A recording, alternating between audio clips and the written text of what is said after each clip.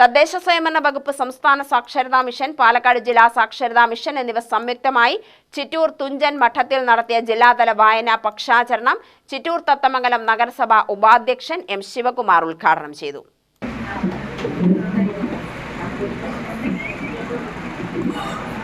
അതിമനോഹരമായ ഒരു പ്രദേശമാണ്. അന്ന് ഈ വീടുകളും തോന്നില്ല, നിറയെ അതിമനോഹരമായ പ്രകൃതിയുള്ള ഒരു പ്രദേശം. അപ്പുറത്ത് പുഴ ഒഴുകുന്നുണ്ട്. അദ്ദേഹത്തിന് ഇത് വളരെ ഇഷ്ടപ്പെട്ടു. അങ്ങനെ ഇവിടെ താമസിക്കണമെന്ന മോഹം വന്നു. അപ്പൊ ഈ പ്രദേശമൊക്കെ അന്ന് ഇവിടെ ഈ ചമ്പത്ത് എന്നൊരു തറവാടുണ്ട്. ഇവിടെ അന്നത്തെ നാടുവാഴികളാണ്, അവരുടെയാണ്. അപ്പൊ അവരോട് പോയി അഭ്യർത്ഥിക്കുകയും അങ്ങനെ ചമ്പത്ത് മന്നാടിയാർ എന്നാണ് സ്ഥാനപ്പേര്. അവര് ഈ സ്ഥലം അദ്ദേഹത്തിന് ചെറിയൊരു വിലയ്ക്ക് കൊടുക്കുകയും ചെയ്തു. അങ്ങനെയാണ് അദ്ദേഹം ഇവിടെ വരുന്നത്. ഇദ്ദേഹം ഇവിടെ ഒരു ശ്രീരാമസ്വാമി ക്ഷേത്രം സ്ഥാപിച്ചു. ശ്രീരാമസ്വാമി ക്ഷേത്രം. എന്നിട്ട് അവിടെ പൂജയും മറ്റു കാര്യങ്ങളൊക്കെ ചെയ്യുന്നതിനായിട്ട് തമിഴ്നാട്ടിൽ ഇദ്ദേഹത്തെ പഠിപ്പിച്ച ബ്രാഹ്മണരുണ്ടല്ലോ, അവരിവിടെ കൊണ്ടുവന്ന് സ്ഥാപിച്ച് ഇവിടെ ഒരു അഗ്രഹാരം സ്ഥാപിച്ചു.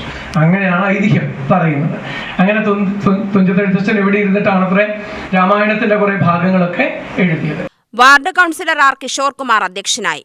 ജില്ലാ സാക്ഷരതാ സമിതി അംഗം ഒ വിജയൻ മാസ്റ്റർ വായനാദിന പ്രതിജ്ഞ നടത്തി.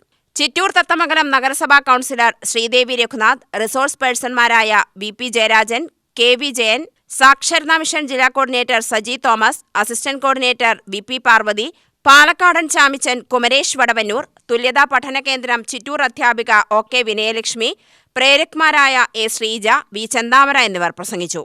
മുതിർന്ന പഠിതാക്കളായ പി ജി ശിവദാസ്, വടവന്നൂർ സത്യഭാമ അമ്മ, പാലക്കാടൻ ചാമിച്ചൻ എന്നിവരെ ആദരിച്ചു. UTV news, Palakkad.